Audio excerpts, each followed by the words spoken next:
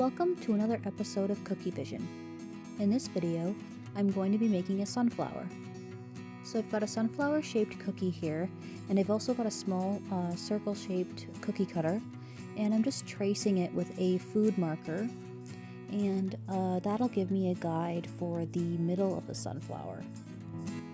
So I've got a piping consistency brown here. This is actually a number 5 tip, I do believe. And I've traced the outline of the circle that I just drew, and then I'm going to let that dry, and I'll let you know why in the ending of the video. I've also filled that in with the same brown, and I'm dipping it in these little Jimmy chocolate brown sprinkles, and that'll create the sunflower seeds in the middle. Next, to create the petals, I have a little cookie turntable here. I got this little thing on Etsy.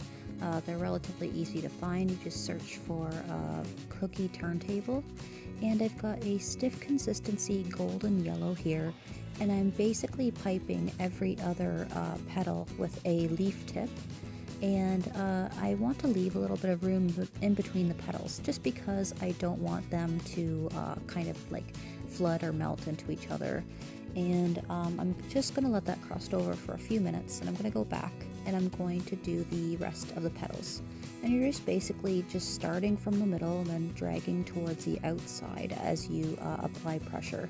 And if you give it a little bit of a wiggle, you'll get those nice little ridges in the petal. Otherwise, if you just pull right without wiggling it at all, you'll just get a nice straight petal. So it depends what kind of a look that you're going for. And you can see here that I've also decided to give it a bit of a vintage look. So I've got some chocolate brown dye, some food dye that I've mixed with a touch of vodka, and I put this on a brush, and I'm just flicking the brush with my finger, and that'll give it a nice little splatter. And you can also see that the petals are 2 different yellows. I decided to do a darker golden yellow for the second round of petals in these ones.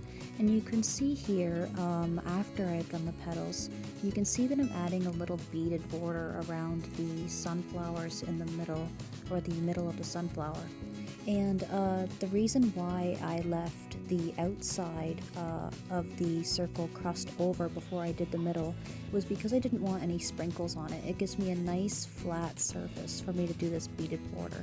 Otherwise, you could just outline it and then just fill it in and then dip it in the sprinkles immediately. It doesn't make a difference.